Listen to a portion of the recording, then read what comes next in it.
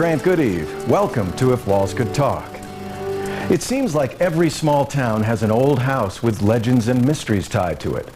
Jonathan Powers grew up near that type of home in Williamsburg, Kentucky. When he had the chance to purchase the Southern Colonial in 1999, he jumped at the opportunity. But after he moved in, Jonathan was surprised to find that the house was full of evidence that could link it to a murder mystery, an unsolved case from the early 1900s that went all the way to the governor's mansion.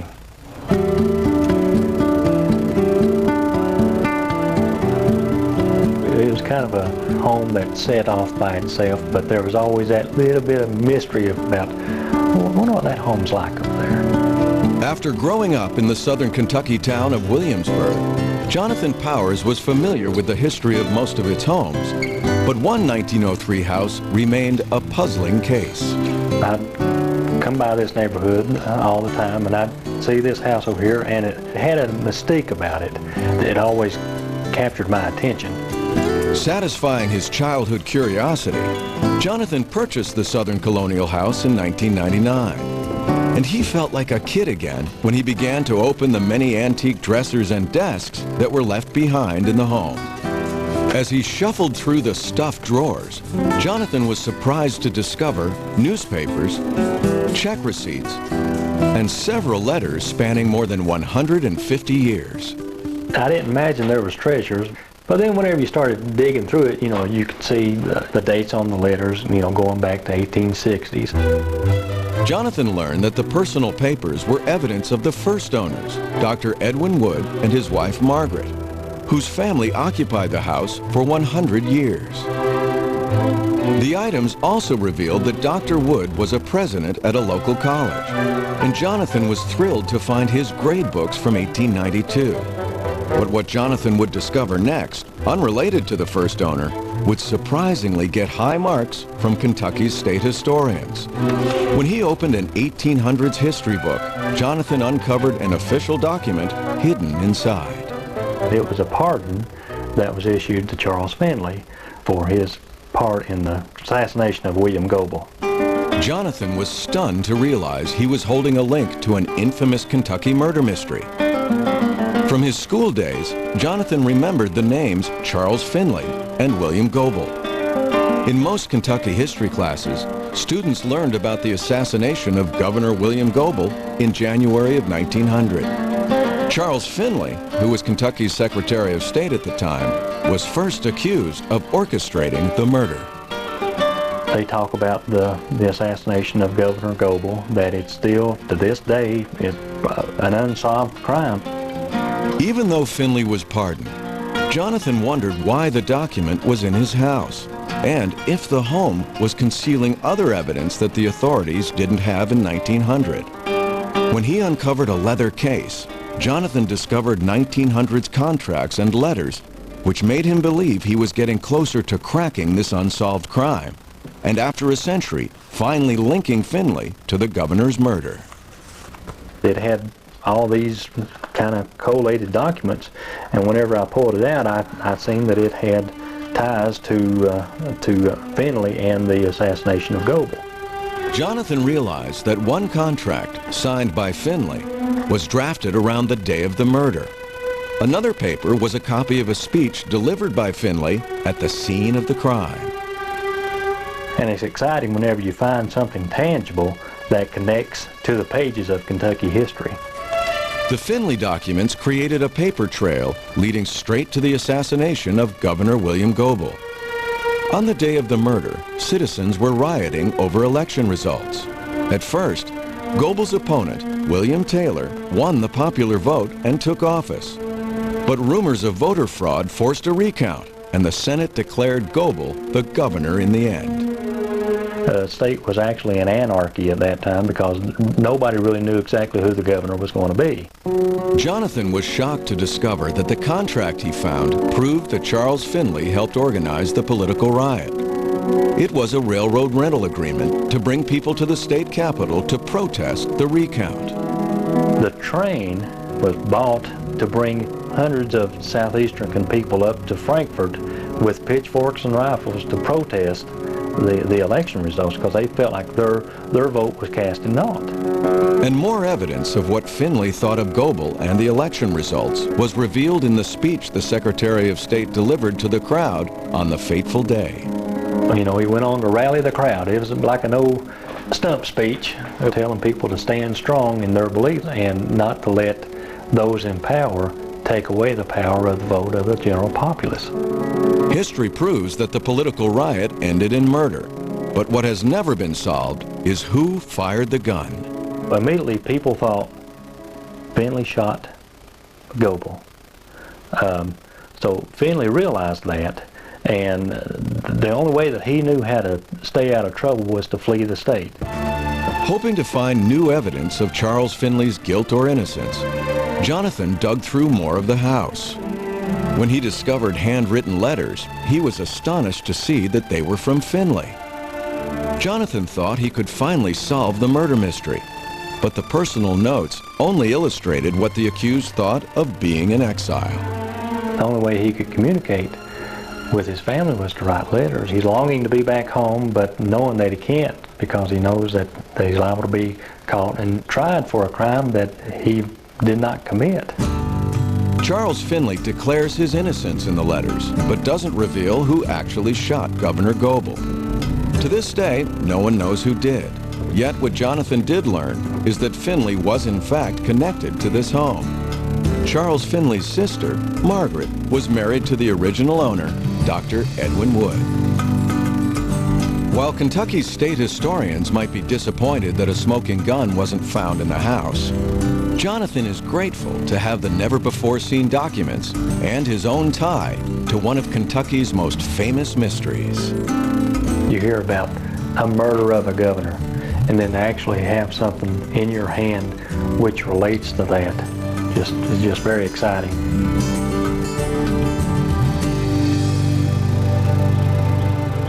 Sorting through one box of Charles Finley's belongings, Jonathan found the stub from a paycheck that Finley received as Secretary of State. When Jonathan realized that Charles was paid just $30 a month for his duties, he began to understand why the politician never married. In fact, for that much money, Jonathan is amazed he stayed in politics at all. When we come back, an 18th century house provides a Canadian woman with a fairy tale history, complete with a noble British lord, secret tunnels, and a battle for control over the land. He wanted to protect himself from being poisoned. There's more to hear if walls could talk. Turn your white walls and bare bedrooms into sensational spaces. Debbie Travis's Painted House, tomorrow beginning at 8, only on HGTV. We always use grill mates when my old teammates come over for a cookout. It gives my grilling big, bold flavor. How big? Great steaks, Joe. Really big. Grill mates from McCormick. The taste you trust. Now, a plane, you'll remember, is a flat surface that goes on forever, unlike your attention spans right now. Need new glasses? Now at Pearl Vision, get 50% off hundreds of fashion frames. Choose from the latest styles, including rimless and semi-rimless, and enjoy no payments for up to 12 months. Get 50% off frames at Pearl Vision. Hurry, sale ends soon. Nobody cares for eyes more than Pearl. That's me with his whole family. You on a farm. Imagine with my allergies. You wanna go where you wanna go. Singulair, the only seasonal allergy medicine that specifically blocks leukotrienes, an underlying cause of allergy symptoms. It's a once-a-day tablet that helps relieve a broad range of symptoms. Side effects are generally mild and vary by age and may include headache, ear infection, sore throat, and upper respiratory infection. Ask your doctor about Singulair. Singulair, a different way to treat seasonal allergies. Seesaw! Come play with Daddy! 1, 2, and 3! With 70 calories or less per serving, Quake's rice snacks won't weigh you down. Always baked, never fried. Go ahead, snack away. Friday, they measured. Chér 146. Hey, ow! Saturday, they gutted. Sunday, they realized math wasn't their strong suit. Ready and drop. Perfect. Adventures in Home Improvement. It's Weekend Warriors on HGTV. Tonight at 8, 7 Central. You should see what's on. a summer block party blowout with the new hit series Designer Finals. This is real life. Designer Finals, all next week at 8 on HGTV.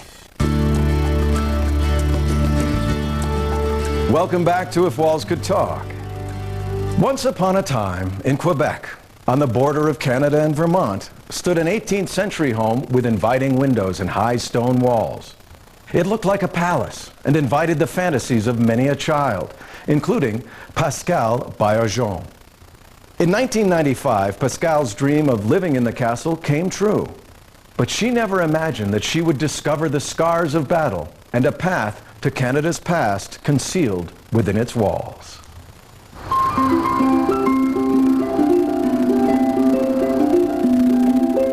By the time a Georgian house known as Christie Manor came on the market in 1995, Pascal Baillargeon had outgrown her childhood, but not her fantasy.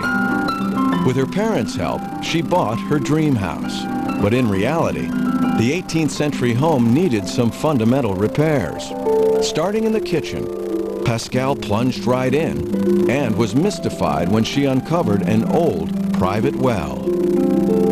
You could look down the structure and see the bottom, which is a few feet underneath the ground. Pascal wondered why anyone needed a special water supply. We knew that it was quite peculiar to have a well inside a house. Keeping the well exposed, Pascal hoped to get to the bottom of the mystery, so she asked locals about the unique feature. They told her that in 1837, the French Canadians were rebelling against the ruling British government in a bloody uprising known as the Patriots' Rebellion. And the Lord of the Manor, William Christie, feared for his life. According to the legend, he wanted to build a well inside his house to protect himself from being poisoned. Pascal learned that William, who was a British lord, was a target during the fight for Quebec's sovereignty. The province of Quebec proclaimed itself an independent republic for a few days here, and the French won a few battles against the British, but in the end the British had more guns and artillery, and they were able to overthrow the French. As she continued with the restoration work, Pascal hit upon evidence that confirmed the Patriots' Rebellion had struck close to home. In what she learned was Lord Christie's office, she realized that water wasn't the only thing running through the house. When we started stripping the wallpaper and the paint from the window panels, the work people that worked here discovered that there were bullet holes, and it was quite surprising because there's quite a few little holes that were made by little bullets, and we were wondering, my goodness, what could have happened here in this house? By the marks, Pascal realized that shots must have been fired from inside the room. Locals later gave her a rifle similar to the ones used in the late 1830s and explained what probably went on in Lord Christie's office. He had to manage his estate, and he had his settlers come and settle their debts. We know that the rebellion of the Patriots was going on, and probably William Plenderly Christie was standing in this room and trying to defend himself against the Patriots. Pascal may never know the truth for sure, but as she continued with the renovations, she kept on digging for clues to the past. One day, Pascal's workmen stopped in amazement while they were fixing a wall. It was being taken on by carpenter ants, and when we did the excavation work, we found 2 stone walls that were covered in whitewash. And then the workmen said, Pascal, guess what? We finally found the passageway. According to local legend, there was a secret tunnel under the manor so William Christie could make a quick getaway if the Patriots attacked. Pascal was excited to unearth evidence of the passageway and immediately called an expert to verify her discovery. When the archaeologists came, they found many bottles, wine bottles and other types of bottles that they were able to date to the end of the 19th century. Pascal believes the passageway led to the stables, but she may never know for sure because a beloved old oak tree truncated the excavations. We would have needed to keep on excavating, and there's a beautiful tree that everybody loves in the family, and we don't want to tear the tree down. We also like to leave things, you know, to be mysteries. Pascal is passionate about learning more about Christie Manor's connection to the early history of Quebec. And as she does, she plans to live happily ever after in this castle of her dreams.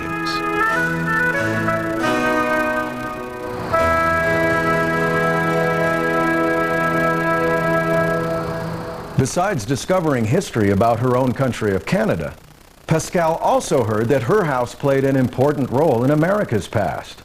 According to local legend, Benjamin Franklin stayed overnight at Christie Manor on his way to Montreal to try to convince the French Canadians to join the American Revolution. When we come back, a resident from the 1800s leaves behind pages of his life and what he was doing on the day he moved into his Massachusetts house. It talks about burning grass and preparing the track. Stay with us. Tonight on back-to-back episodes of House Hunters, first, finding what Rebecca wants in her price range could be tough. That's going to be, I think, the most difficult thing. Then, Joe wants a lot. Something with more space, maybe something that has some character, something that might be a different kind of style. Which place has what he's looking for? A full hour of House Hunters, tonight beginning at 10 on HGTV. Saturday on Designer Finals. Our student designer is put to the test. I'm a little scared. It's a lot to do. With time running out. No, you can't do that. She's sticking to her guns on her design. Will she make the grade? I didn't want to think about the budget. Now it's gone. An all-new Designer Finals, Saturday night at 9 on HGTV.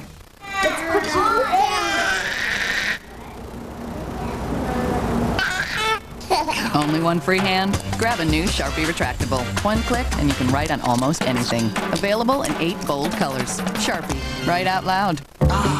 9 a.m. I trust everyone's had their morning fiber. Hey, that doesn't look very fiberful. I'll trade you some great tasting fiber for your chopper. Just kidding. My advice, never eat fiber bigger than your head. This is what you want, my friend. Kellogg's Frosted Mini Wheats. Sweet, crunchy, just the way you like it. And one serving, almost 25% of the fiber you need in a day. So, what do you think? Fiber. Fiber. Fiber. Give me high fiber. Hi. Hey. When it comes to home repairs and remodeling, there's honeydew. There's oughta do. There's gotta do.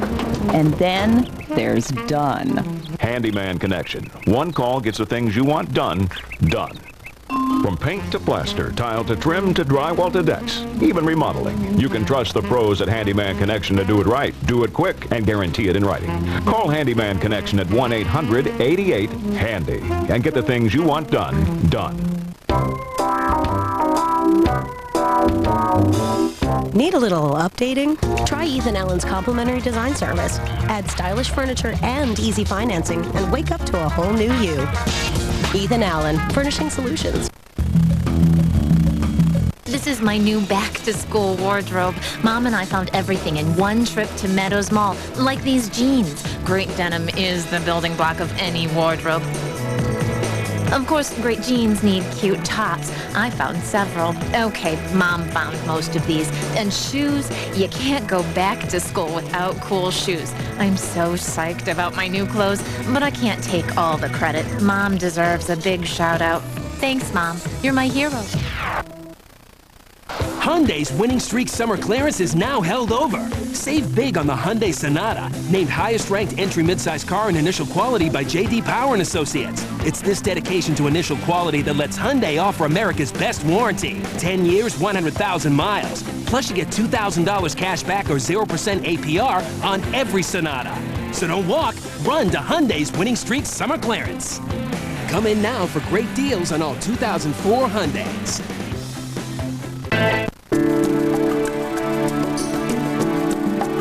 Welcome back. I'm Grant Goodeve. Often, the act of moving into a different home is a time for new beginnings, a chance for owners to put down fresh roots. But in a 200-year-old house, that may mean sifting through someone else's past before sorting through moving boxes. For Al and Betsy McKee of Longmeadow, Massachusetts, they looked forward to making their 19th century Federal-style house their own.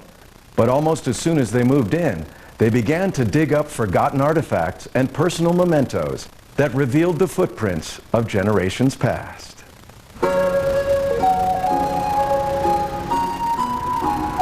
There's things like wear patterns in the floor. where you can see where they must have stood in front of the fireplace for day after day after day, and where you can see where the door latches have been opened many times, and just that sense of many people have come here and been here before us. While Al and Betsy McKee knew their Longmeadow, Massachusetts house would need a lot of work in the future, they loved feeling like they had just stepped back in time. This house has so many original features. The texture of the house, from the plaster to the woodwork to the glass, much of the house looks the way it did in the first half of the 19th century. The couple enjoyed New England history, and they had a hunch that these walls could tell them much about the people that had lived here centuries before. We knew that down here in the basement we were going to find some treasures that may have even been dropped there accidentally. Shortly after they moved in, Al and Betsy were beginning to install a new furnace in the basement when they hit pay dirt. One of the objects we found was a little ring. This little brass or copper ring originally had pearls on it. Hoping to find other treasures that might point to who had lived here, the couple carefully screened more dirt and unearthed a variety of lost collectibles.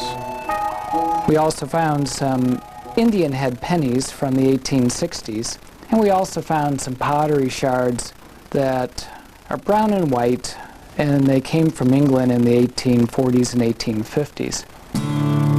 Al and Betsy were thrilled to dig up numerous artifacts from the past. And when Al was dismantling an area around the living room fireplace, he stumbled upon more spectacular finds, like an old pair of glasses, a child's corncob doll, and some loose change. One is from 1855, and one is actually earlier from 1822. The couple felt a tangible connection to the previous owners as they tried to make sense of the personal shrine they had discovered. But it would take one more century-old artifact wedged between the bricks of the living room fireplace before the McKees could finally crack the mystery.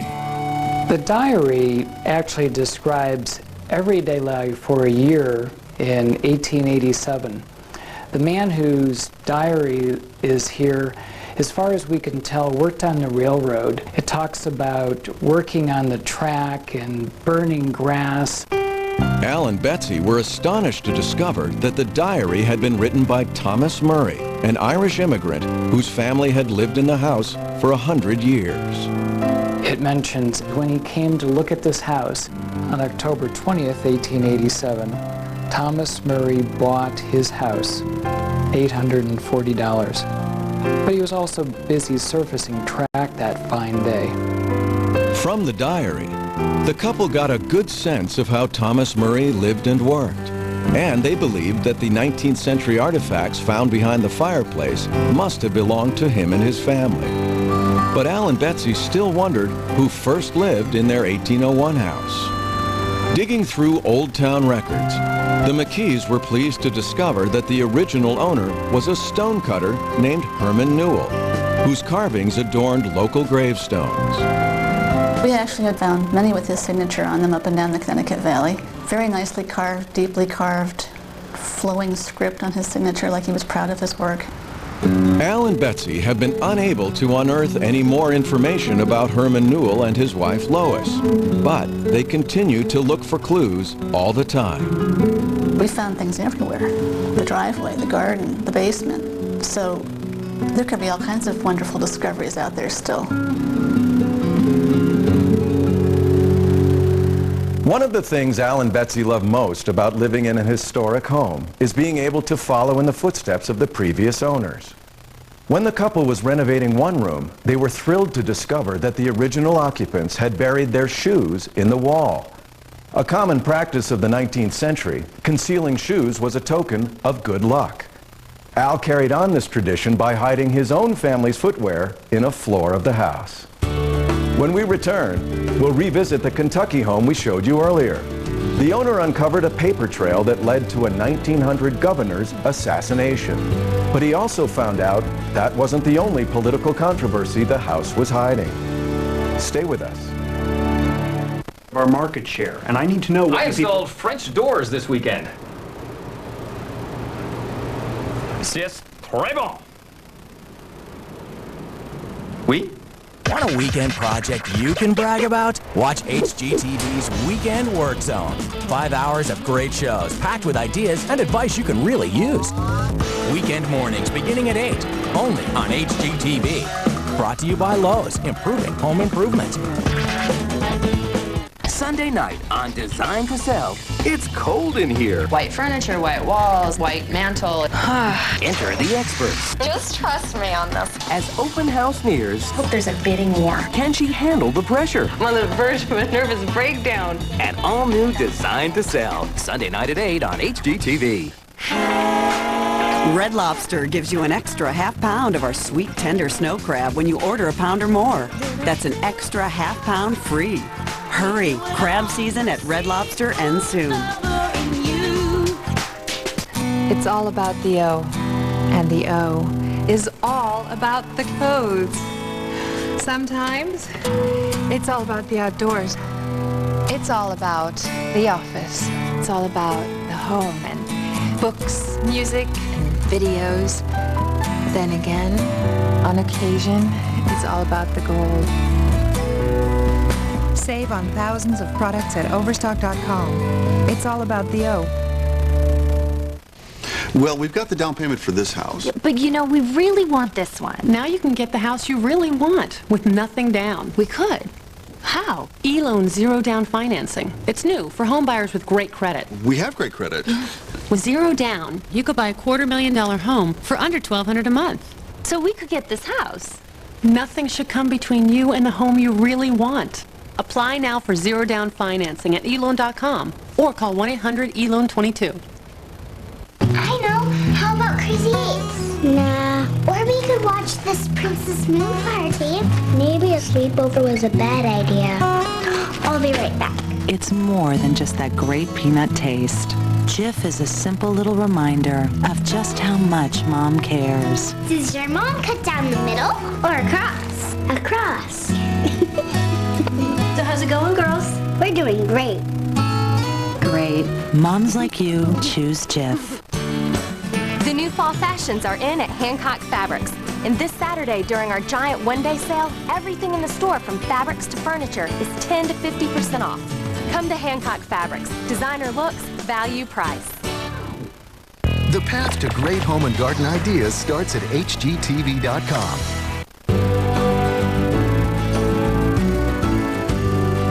Welcome back to If Walls Could Talk. Earlier in the program, we told you about Jonathan Powers and his 1903 home's connection to an unsolved murder case in Williamsburg, Kentucky. Jonathan reveled in the letters and receipts which linked Charles Finley, a relative of former residents, to the 1900 political mystery. But he was surprised to also tie the home's builder, Dr. Edwin Wood, to local politics. And just so happens, right here is one of their pamphlets. It says, Prohibition and Citizenship from the Wood Bible Class, Williamsburg, Kentucky. Talks about what their purpose was to do. That's to stamp out any type of liquor.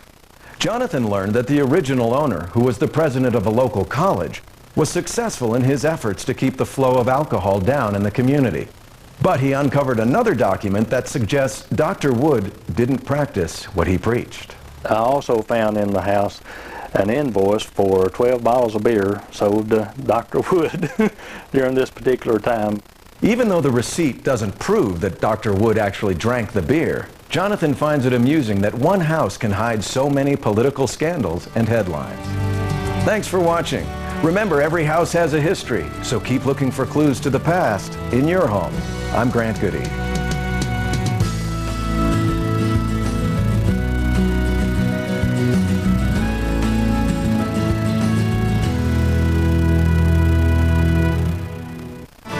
Next on Building Character, what kind of home can you make inside a round metal grain bin? When I go to answer the door, they kind of peek in. They're like, wow, you live here? Wanted to churn out. Owners of an 1865 Alabama house discover an attic trunk is hiding surprising clues to former residents. We found an early 1930s Little Orphan Annie cook stove. But that wasn't the only valuable stash of the past. An attic treasure hunt leads to a flood of evidence about the life of a riverboat captain and his 1895 colonial farmhouse. These stories and more, if walls could talk.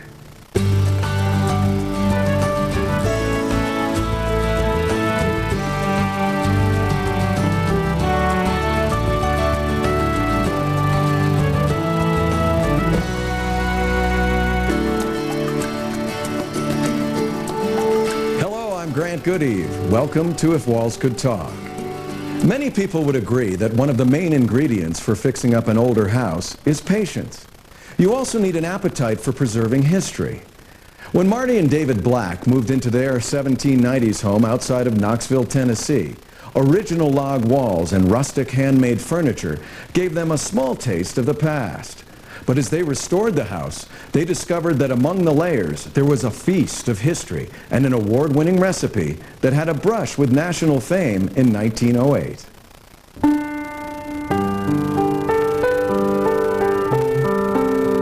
Our interest in this house was its historic character, and what is really exciting to me is the thought of how people lived here over the last 200 years.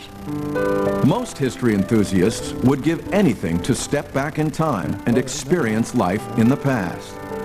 That's part of the reason Marty and David Black purchased their 1790 home near Knoxville, Tennessee. But instead of a brief step back in time, the Blacks found themselves completely surrounded by history. We really didn't know what all was here, and still don't know for sure what all may be just under the surface. Marty and David's first taste of what was in store for them came on their initial visit to the home. Along with hand-hewn log walls and original stone fireplaces, Marty was struck by her first sweet discovery. There were a number of crocks on the hearth, and I was immediately drawn to them, walked over to reach down and pick one up, and stepped right through the hearth. Marty's rush to get to the 19th century butter crocks led the couple to realize just how much work the home required to bring it out of the Dark Ages. There were a couple of light bulbs strung from the center of these rooms, but that was the only electricity. As Marty and David slowly brought the home into modern times, they found clues to 19th century life like iron candle snuffers, cooking utensils, and tools to make clothing. But as the couple spread out to the barn, they found hints of a dairy farm history. These were caps from raw buttermilk that was produced here on the property. Eager to uncap their property's past, the couple searched through old county records. Their research didn't turn up any dairy secrets, but it did lead them to an 1840s will from one owner named Tabler Vineyard.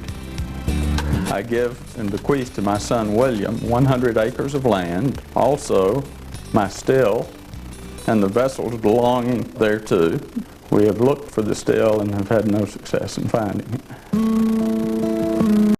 Even without the still, the Blacks brewed up more interest in other former residents. After they found a hand-planed table and a rustic schoolteacher's desk, they learned that a carpenter named John Beale owned the home in the late 1800s. The couple thinks Beale probably made the furniture, including one handcrafted puzzle they pulled from their crawl space. First, I discovered what just appeared to be a piece of finished wood, pulled it out and found another, and discovered all the parts to a bed. Marty also discovered old quilts, well-worn shoes, and a set of butter paddles in the crawl space. Remembering the buttermilk caps and old butter crocks they found earlier, the Blacks began to churn up more questions. This time, they turned to their neighbor, Amy Trent, and her family, who lived on the farm for more than 80 years. They were happy that someone wanted to preserve the house, and they shared lots of family memories.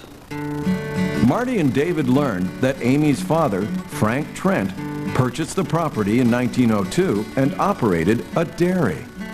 But Frank wasn't the average dairy farmer.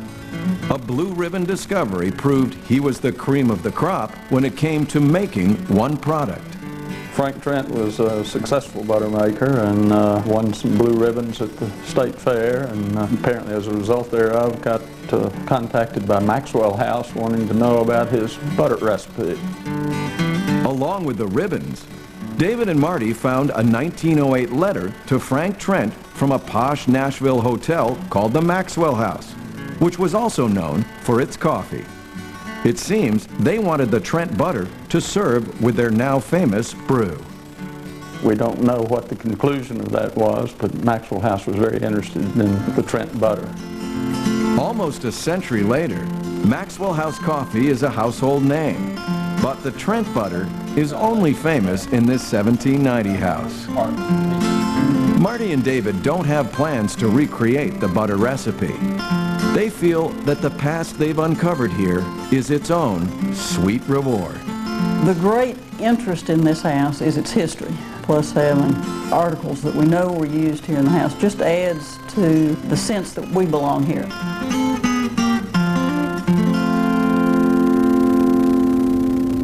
Between Frank Trent's award-winning butter and the handmade furniture left behind by the Beals, Marty and David feel like their house has attracted craftsmen throughout its history. They even have the personal marks of one of the home's builders in some of the handmade bricks.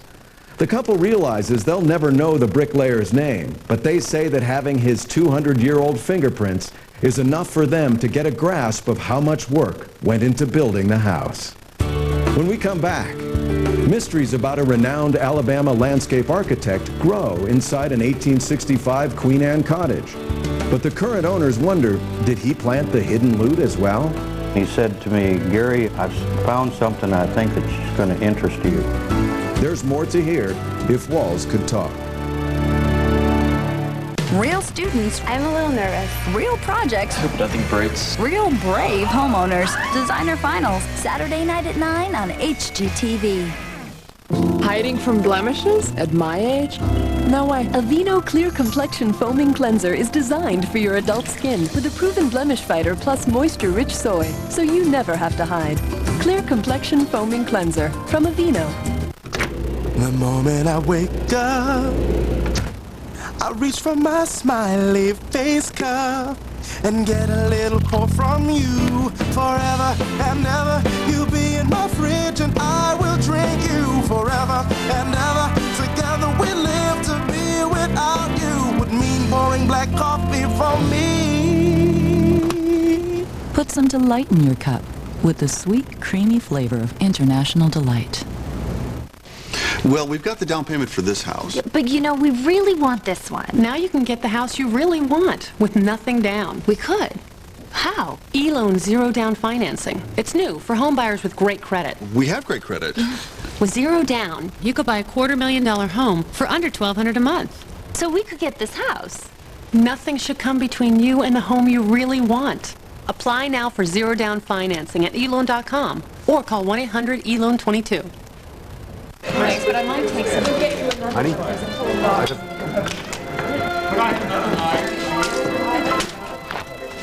You know, we're gonna have to break it in sooner or later. Tomorrow night on Design to Sell, their townhouse has a problem. I think we have an issue with color. But that's not the only issue. And the wallpaper has to go. Armed with $2,000 and a big to-do list, I have some bad news. will their efforts pay off? Design to Sell, tomorrow night at 8 on HGTV. Wednesday on Dreamhouse. A bold color choice surprises everyone. Whoa, this looks great. Yeah. I really like the color. Then on New Spaces. The good news is it's a nice large space. A big empty basement becomes a cozy family getaway. Dreamhouse at 8, followed by New Spaces at 8:30, Wednesday night on HGTV. Welcome back to If Walls Could Talk. Ever since ancient times, people have been seduced by beautiful gardens. For Ramona and Garry Martin, it was the blooming camellias in the yard of an 1865 Queen Anne cottage that captivated them. But after the couple bought the Greenville, Alabama house, they discovered that someone had left behind much more than pretty flowers.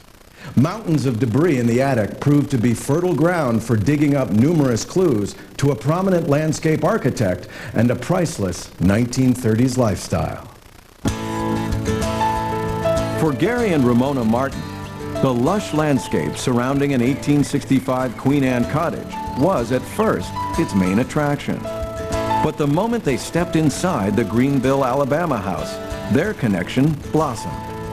When we came in the front door, we got about as far as where the couch is, and it just hit me like a ton of bricks. We just looked at each other, and we knew before we even went through the house, there was something that just called our name.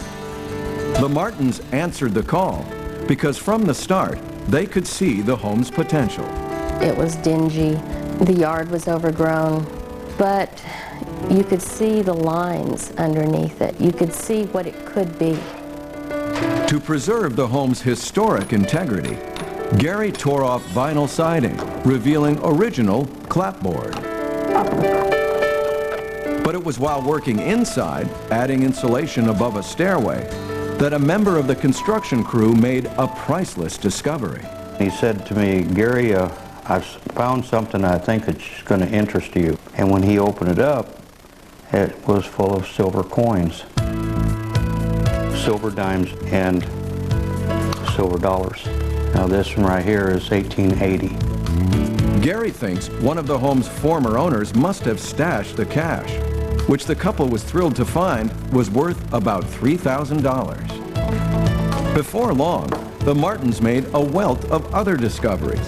In the attic, they shed some light on the home's history. It was pitch black. The only light that you had came from the window over here, and the attic itself was at least this deep in photographs, cards, loose papers, boxes. Sorting through the items, Ramona found herself transported to another era. One of her favorite finds is a vintage phonograph. I love the record player. I love big band music that I can play on it. And Ramona was also delighted to discover a toy chest filled with 1930s and 40s memorabilia.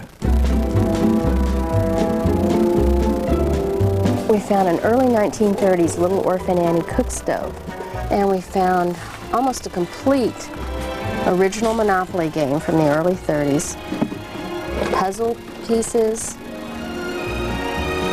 We found lots of paper dolls. These, judging from the hairstyles, are all 1940s. The fun finds helped the Martins piece together a picture of the home's past residents. From a neighbor, they learned the Talbert family had bought the house in 1938. That was Mr. and Mrs. Pete Talbert and their daughter Jean. And he was the county engineer, and she was a homemaker. Garry is happy to have found a toolbox he believes was owned by Mr. Talbert. From an antique auger to a cloth tape measure, Garry thinks the tools are a tangible measure of history. It gives you kind of a warm feeling that you are holding something that another person used. But for Garry and Ramona, the story of their property's past was about to get even more intriguing. It seemed the landscape around the house had famous roots. We found checkbook receipts from Mr. Talbert's checking account dating into the 30s and into the early 40s, where he had paid Mr. Washburn to design the garden here. And Mr. Washburn was kind of the landscape architect of his day. Besides designing the Talbert's garden, the renowned Stuart Washburn worked on the Capitol grounds in Montgomery, Alabama, and on other prominent projects in the region. Soon, the Martins began to uncover more evidence of Washburn's life in the house, like a ship's manifest from 1907 that showed he was a passenger on the luxury liner. Ramona also discovered a letter he wrote to Franklin Delano Roosevelt about bidding on government projects. And she learned Washburn even had a Hollywood connection. Stuart Washburn's nephew, Bryant Washburn, played the wizard in the 1925 silent version of The Wizard of Oz. Ramona thinks this tie to Tinseltown was also the reason he received a letter from Jean Harlow's stepfather, Marino Bello. Even with all of Washburn's family and friends in high places, the Martins think he was most at home with the Talberts. The couple believes the landscape architect was a close acquaintance of the former owners, which is why so many of his belongings ended up here. But one of the couple's most treasured finds was Washburn's original blueprints for their garden. The plans helped them unearth an original brick walkway. It was neat. It was like uncovering the yellow brick road. With all their discoveries, it's no wonder the Martins say they have a real connection to their home and its history. And they hope that the warmth and sense of community they also feel here will keep blooming for years to come. On one of the first trips to the cluttered attic, Ramona's eye caught a sliver of sunlight illuminating a picture on the floor. When she examined the photograph, she was amazed to discover that the photo was of the hospital where she was born. Ramona isn't sure why the picture was in her attic, but she feels the coincidence is proof positive that her roots were meant to be intertwined with the property. Coming up next, a New York woman illuminates the life of the steamboat captain who built her 1895 home, but discovers that dark events engulfed his river business. It's actually a photo of the fire when the SS Mary blew up. Stay with us. You should see what's at HGTV.com this week. Click on Dream Home and check out all the newest developments on HGTV's Dream Home 2005. The breezeway shaping up and the spa's going in. Hear how the master bedroom and kitchen will come together. Plus, get a bird's eye view of the whole project. HGTV.com, America's favorite home and garden website. Tonight on Mission Organization, Bryce's tiny apartment is one big mess. It's driving me crazy. That's why you're here. Our organizer doesn't know what he's in for. This is tough. I'd like to get your office out of your kitchen. You got a lot of work to do. But wait till you see the solutions he comes up with on Mission Organization. Tonight at 9, only on HGTV. OnStar Center, this is Blue. Can I help you? Yes, I'd locked my keys in my car. I'll be happy to help you get those out of there. You mean it'll just pop open? Yes, ma'am. Yes! Yes! This is great technology. Thank you. OnStar is available on 51 GM models. Hello? But that's in 8 hours. I can do this. I can do it.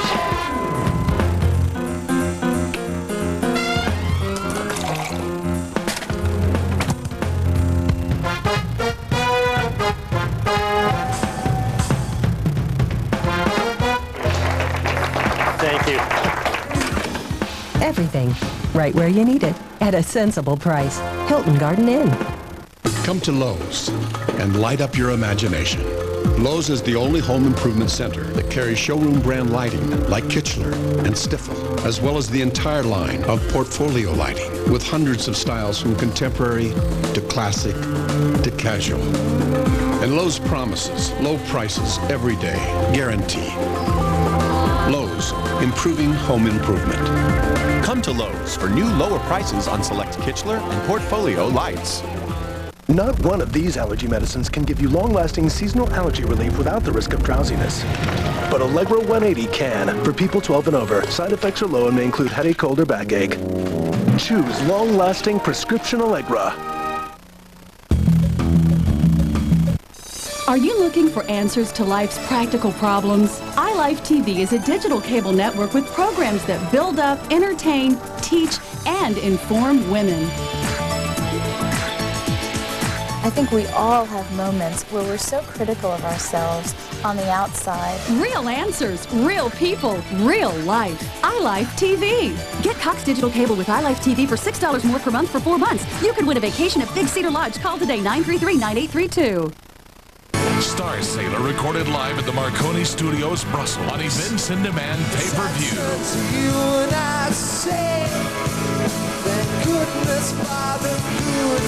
Star Sailor.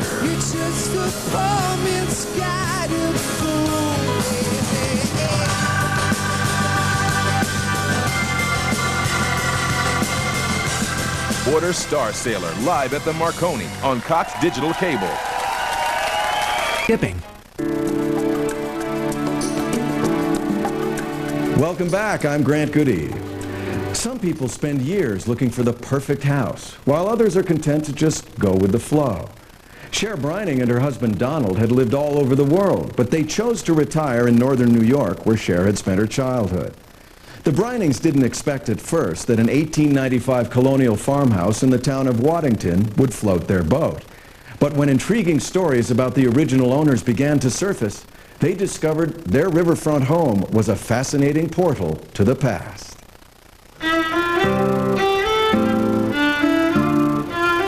I can't put my finger on what it was that drew me to this house. Was it the river sitting behind the house? I don't know. It was just like something warm wrapped around me and cuddled me and said, "You belong here." The warm undercurrent flowing through an 1895 farmhouse in Waddington, New York. led Chér Brining and her husband Donald to buy the property in 1991. After the couple took the plunge, Chér began lightening up the rooms, bringing the home back to life. They had brown carpet throughout. They had brown draperies hung across all of the windows and closed. There was absolutely no life to this house, and I knew it wanted to live. As Chér began reviving the house and getting the rooms into ship-shape condition, she was swept up by an odd sound. I was vacuuming in the far corners of the attic and just happened to hear that flutter in the vacuum. She pulled out several milk receipts dating from 1928, made out to a Mrs. H. Hatch. As she wondered who Mrs. Hatch was, Chér unfolded another piece of evidence nearby, which she preserved in a special memory box. The letter itself is addressed to Hattie Hatch, and it's dated in 1924, and it assumably is from her accountant, who is telling her about her taxes and how much money she'd have to pay. But Chér still couldn't account for who Hattie Hatch was. She hoped the phone book would steer her in the right direction. I started trying to find members of the Hatch family, which brought me to Adams, New York, and I found the first person and I talked with her, and she led me to another, and then another, and another. The various relatives shared stories, old photos, and newspaper clippings about their family's past. Chér learned that the home was originally built by Captain John Hatch and his wife Hattie. John owned 3 steamboats, including one he named the SS Mary. He moored the boats right out the back door, ferrying passengers and cargo on the St. Lawrence, running the rapids and risks on the river. This particular piece up here, which says the ship crippled panic on board, is when the SS Mary actually got caught in the rapids and they lost their steam power and couldn't get out of the rapids. Fortunately, the ship was rescued and Captain Hatch continued to lead a buoyant career. But Chér also churned up the fact that Captain Hatch had other means of keeping afloat. Captain Hatch was not only into his shipping, he was also a farmer. He did have some dairy cattle. Once Chér realized the Hatches raised dairy cattle, the milk receipts found in the attic made sense. But she wondered when exactly the Hatches had built the house. After a relative surprised her with one of Captain Hatch's logbooks, Chér was able to turn back the pages of history. This item here is the logbook from the SS Mary, and I was thumbing through the back of it, and sure enough, on the back pages I found dated right there, it says, "My cellar began in 1895. So in following that, along this list, is a listing on the next few pages of all the items bought in the construction of the house. Chér was thrilled to nail down so much information about the original owners and the nuts and bolts of the riverfront home. But after learning about the construction of Captain Hatch's house, Chér also realized the untimely destruction of one of his boats. A 1906 postcard she received from the captain's grandson revealed its fiery end. And it's actually a photo of the fire when the SS Mary blew up and burned at her mooring out in the back of the house, and the other ships burnt along with it. John died just 2 months after the fires, and they said he died of a broken heart. And you can understand why when you see the devastation of that fire. All that remains today of Captain Hatch's boats is one propeller. But thanks to Chér and her husband, the spirit of the Hatch family remains anchored in the 1895 farmhouse hugging the banks of the St. Lawrence River. There were 3 generations of the Hatch family that lived in this particular house. Or I could say 4, because I'm now one of the Hatches.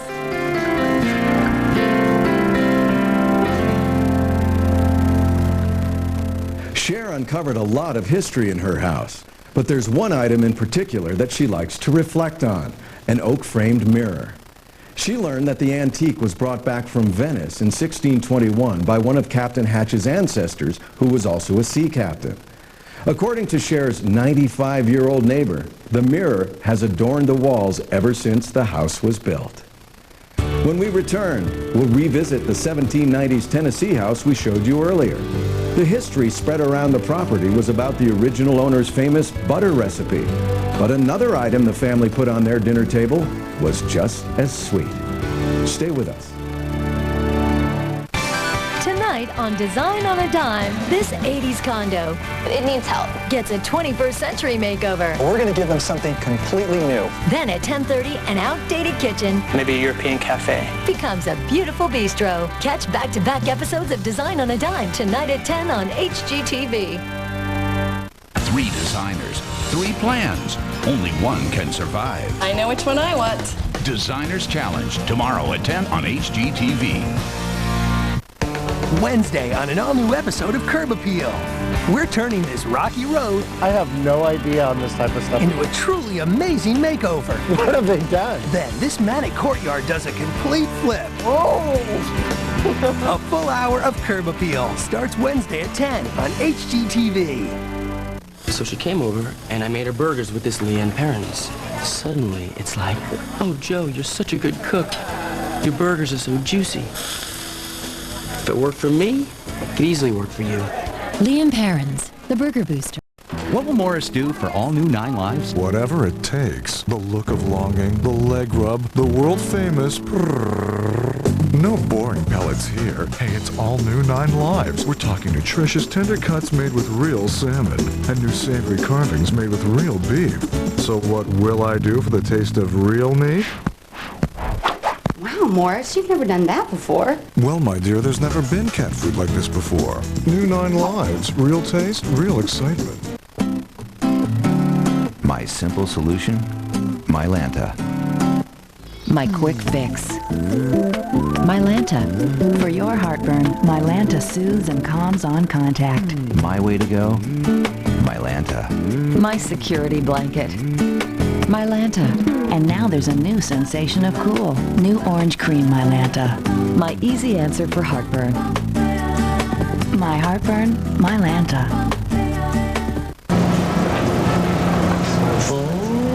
You must be having a boy. What do you do, huh? I'm not pregnant. You're not? No. Why? Thank you? Me? Yes, thank you. Amazing what a simple thank you can do. Introducing Thank You from Citi, a new kind of rewards program. Easy to earn, easy to redeem. That's a card you can count on. Want to take off? Enterprise Rent-A-Car has take-off weekend specials from $9.99 a day. That's Friday to Monday, just $9.99 a day. So take off this weekend. Log on to enterprise.com or call 1-800-RENT-A-CAR. Interior design ideas are just a click away at HGTV.com.